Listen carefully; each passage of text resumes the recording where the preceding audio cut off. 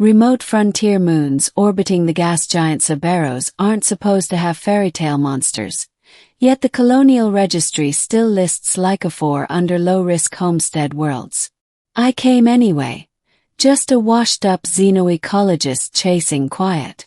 My cabin sits on the treeline where sapphire snow meets a violet leaf forest that glows faintly at night. For the first 6 Earth months everything stayed routine. Catalog alien lichens, send data to the university, chop wood, ignore the endless hush. Then the first full moon rose, a warped, oversized disk that tinted the snow blood red. At 2318 local, seismic sensors screamed. Something big moving, 12-foot stride, inbound fast. I grabbed the ion torch, expecting a brontoraptor. Instead, out of the glare ran a girl. Not human. Not entirely. 10 feet away she halted, nose lifting as if tasting my fear. Moonlight silvered the fur mantle wrapped around her shoulders, and highlighted claws where fingers should be. A long lupin tail flicked snow from her ankles.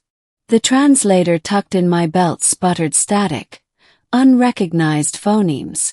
She opened her mouth, sharp ivory, but uttered nothing. Just stared. I lowered the torch.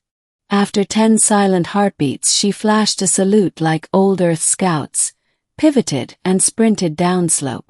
Minutes later the ground shook again. Pack hunters, Ursus Hydra, 3-headed horrors, burst from the dark.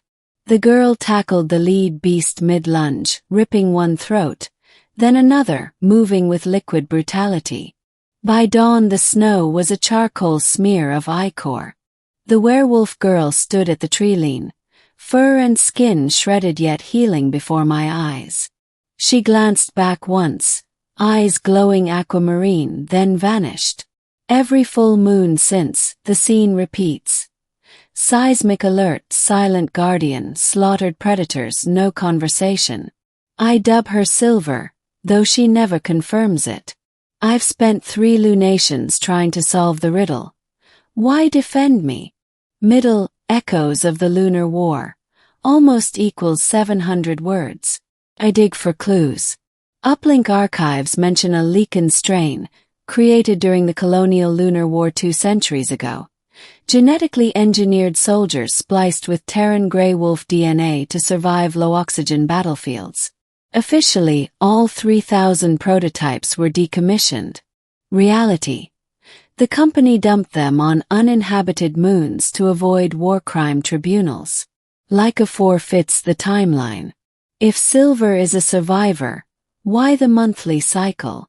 A buried recall protocol tied to the planet's 34-day orbit. My instruments detect an electromagnetic spike preceding her arrival, like a beacon embedded in the mountain. I hike toward the signal between moons, mapping narrow ravines roofed in crystal ice. Deep underground, I find a derelict bunker half melted into basalt. Inside, cryopods cracked open long ago, claw marks gouging steel. On a wall, faded AR graffiti. Pack irons in forge. Find the Alpha. More startling is a mural scratched into soot. A human in a cabin silhouette, embraced by a wolfwoman under twin moons. Her motive might be ancestral programming. Protect the nearest registered human homestead. I'm the only warm body for 600 kilometers. But the silence. The Leakin playbook required vocal comms. Without them, the unit risks miscoordination.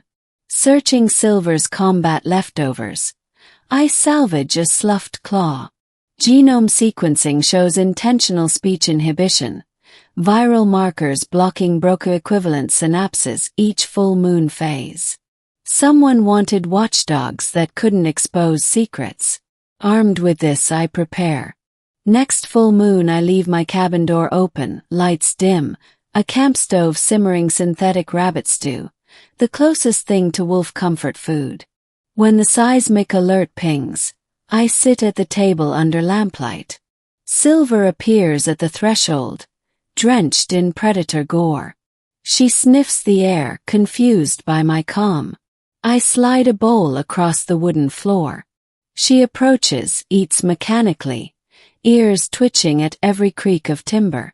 I activate the portable neural sonde, project a hollow of her own claw's genome. I can fix your voice, I whisper. Help me help you. Her eyes mist. She lifts a trembling finger, draws 3 words in condensation on the window. Danger not gone. Then she bolts outside. Moments later an impact rocks the ridge. An orbital drop pod slams into the valley, spewing black armored mercenaries bearing the logo of Vanguard Biosystems, the very company that made the lichens. They want their property back. Blaster fire scorches the treetops. Silver lunges from the shadows, cutting through soldiers but taking plasma wounds that don't heal as fast. I sprint into the firefight, hacking suit transponders to overload. While she shields my flank, I manually trigger a SAT uplink, broadcasting Vanguard's illegal retrieval op to every colonial authority. The mercs retreat, fearing litigation worse than death. But Silver collapses, her regenerative glow flickering. I drag her into the cabin. The viral inhibitor is killing her, overstimulated by battle stress. With shaking hands I reprogram my med printer, synthesizing an antiviral nanofiber spray. As dawn breaks, I inject the serum along her carotid. Ending. The voice beneath the moon almost equals 500 words. For 2 days she lies comatose, fevered. I read field notes aloud, recounting Earth myths of wolf guardians, hoping unconscious minds hear. On the 3rd night, the waning gibbous, she wakes. No full moon control, no company leash. Her first word sounds like cracked granite smoothing into song. Gratitude. She winces as unused vocal cords vibrate. I offer water. She drinks, then speaks again, voice hoarse but steady. Name. Zara. Zara explains fragments. Vanguard embedded command beacons in key sites. Every full moon the beacon pulsed, forcing any surviving lichens to return to kennel, i.e. defend human property to maintain operational readiness. Speech blocking ensured obedience. Over decades, packs dwindled to one her. I vow to dismantle the beacon network. We spend weeks mapping signal nodes, ancient pylons disguised as rock spires. With improvised EMP charges we disable each one, freeing any lichen still roaming the hemisphere. Records later show 4 more signals cease. Invisible comrades liberated by distance. As spring arrives, colonial marshals indict Vanguard on bioweapon violations, thanks to my live broadcast. A supply shuttle lands by the lake, offering relocation. Decline. Home is where the work and now Zara is. The next full moon ascends, amber and immense. No seismic alarm.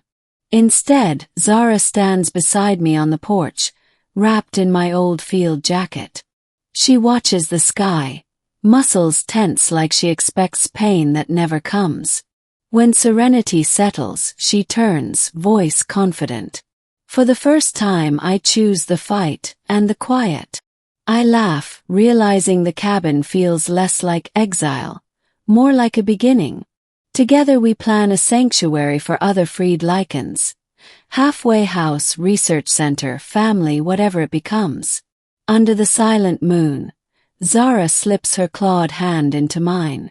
No words needed. Yet now, finally, she can speak them. Thank you, human. I squeeze back. Welcome home, wolf girl. And the forest, once haunted by programmed howls, listens to a new story. One written by choice, not command.